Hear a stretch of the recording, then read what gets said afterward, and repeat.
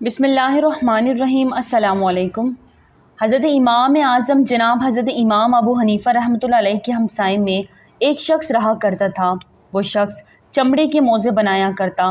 وہ شخص دن بھر بازار میں اپنا کام کرتا اور جب رات ہوتی تو شراب پی کر واپس اپنے گھر آ جاتا۔ جب وہ شخص خوب نشے میں بدمست ہو جاتا تو مختلف قسم کے اشعار زور زور سے گاتا رہتا اور جب گاتے گاتے تھک جاتا تو پھر کہیں سوتا۔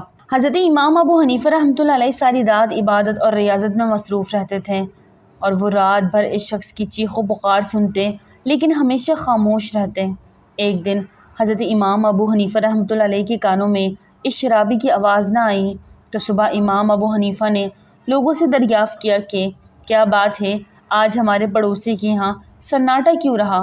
امام صاحب کو لوگوں نے بتایا کہ اس شرابی کو رات کو گرفتار کر لیا گیا تھا اور اب وہ قید میں ہے۔ یہ بات سن کر حضرت امام ابو حنیفہ رحمۃ اللہ علیہ خچر پر سوار ہوئے اور حاکم کے دروازے پر پہنچے۔ حاکم کو جب اس بات کی اطلاع ملی کہ امام صاحب تشریف لائے ہیں تو اس نے حکم دیا کہ امام صاحب کو عزت کے ساتھ اندر لایا جائے۔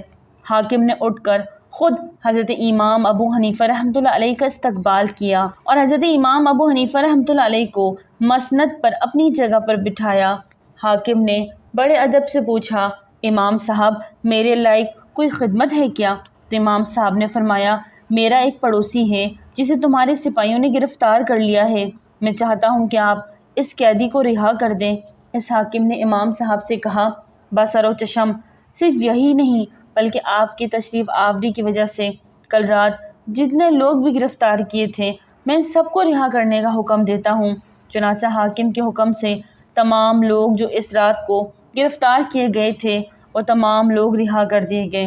سب لوگ خوشی خوشی اپنے اپنے گھروں کو چلے گئے۔ امام صاحب واپس تشریف لائے تو پیچھے پیچھے آپ کا پڑوسی بھی آ گیا۔ جب وہ اپنے دروازے پر پہنچا تو امام صاحب نے فرمایا، تم کھو کر ہم نے بڑی تکلیف اٹھائی۔ وہ کہنے لگا، آپ نے میری حفاظت کی، میرا خیال رکھا، اللہ آپ کو جزائے خیر دے۔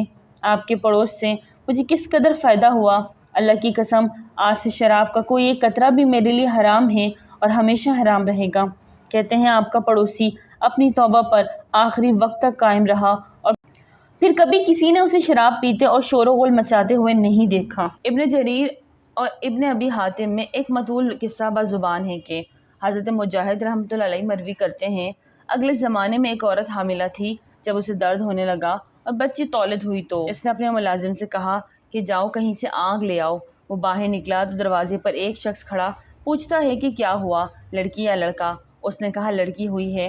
کہا سن، یہ لڑکی 100 آدمیوں کے ساتھ خلوت کروائے گی، پھر اس کے وہاں اب جو بھی شخص ملازم ہے اس کا اس سے نکاح ہوگا اور ایک مکڑی اس کی موت کا باعث بنے گی۔ وہ ملازم یہیں سے پلٹ آیا اور آتے ہی ایک تیز چھری لے کر اس لڑکی کے پیٹ کو چیر ڈالا اور اسے مردہ سمجھ کر وہاں سے بھاگ نکلا۔ وہ ملازم یہیں سے پلٹ آیا اور آتے ہی ایک تیز چھری لے کر اس لڑکی کے پیٹ کو چیر ڈالا اور اسے مردہ سمجھ کر وہاں سے بھاگ نکلا۔ اس کی ماں نے یہ حال دیکھا تو اپنی بچی کے پیٹ میں ٹانکے دیے اور علاج معالجہ شروع کیا، جس سے اس کا زخم بھر گیا۔ اب ایک زمانہ گزر گیا، ادھر یہ لڑکی بلوغت کو پہنچ گئی تھی، اب یہ اچھی شکل و صورت تھی، بس چلنی میں پڑ گئی۔ ادھر وہ ملازم سمندر کے راستے کہیں چلا گیا، کام کاج شروع کیا اور بہت رقم پیدا کی۔ کل مال سمیٹ کر بہت مدت بعد یہ پھر اسی اپنے گاؤں میں آ گیا اور ایک بڑھیا عورت کو بلا کر کہا کہ میں نکاح کرنا چاہتا ہوں، گاؤں میں جو خوبصورت ہو اس سے میرا نکاح کرا دو۔ یہ عورت گئی اور چونکہ شہر بھر میں اس لڑکی سے زیادہ خوش شکل کوئی عورت نہ تھی، یہی پیغام ڈالا، منظور ہو گیا، نکاح بھی ہو گیا اور الوداع ہو کر یہ اس کے یہاں ابھی آ گئی۔ دونوں میاں بیوی میں بہت محبت ہو گئی۔ ایک دن ذکر و اذکار میں اس عورت نے اس سے پوچھا، آخر آپ کون ہیں، کہاں سے آئے ہیں، یہاں کیسے آ گئے، وغیرہ وغیرہ۔ اس لیے اپنا تمام ماجرا بیان کر دیا کہ میں یہاں ایک عورت کے یہاں ملازم تھا، وہاں سے اس کی لڑکی کے ساتھ یہ حرکت کر کے بھاگ گیا تھا، اب اتنے برسوں بعد یہاں آیا ہوں۔ تو اس لڑکی نے کہا، جس کا پیٹ چیر کر تم بھاگے تھے میں وہی ہوں۔ یہ کہہ کر اپنے زخم کا نشان بھی اسے دکھایا۔ تب تو اسے یقین آ گیا اور کہنے لگا، جب تو وہی ہے، اگر تو ایک بات تیری نسبت مجھے اور بھی معلوم ہے، وہ یہ کہ تم 100 آدمیوں سے مجھ سے پہلے مل چکی ہو۔ اس نے کہا، ہاں یہ بات ٹھیک ہے، یہ کام تو مجھ سے ہوا ہے لیکن گنتی یاد نہیں۔ اس نے کہا کہ مجھے تیری نسبت ایک اور بات بھی معلوم ہے کہ تیری موت کا سبب ایک مکڑی بنے گی۔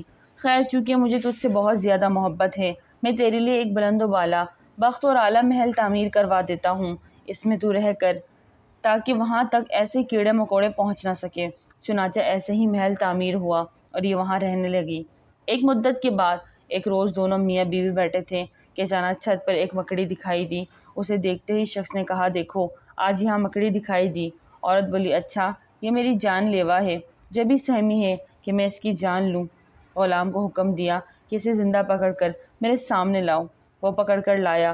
اس نے زمین پر رکھ کر اپنے پیر کے انگوٹھے سے اسے مل ڈالا اور اس کی جان نکل گئی۔ اس سے جو پیپ نکلا اس کا ایک ادھ قطرہ اس کے انگوٹھے کے ناخون اور گوشت کے درمیان اڑ کر پڑا۔ اس کا زہر چڑھا، پیر سیاہ پڑ گیا اور اسی میں وہ مر گئی۔ ناظرین ویڈیو اچھی لگے تو لائک کریں، چینل کو سبسکرائب کریں اور دعاؤں میں یاد رکھیں۔ السلام علیکم۔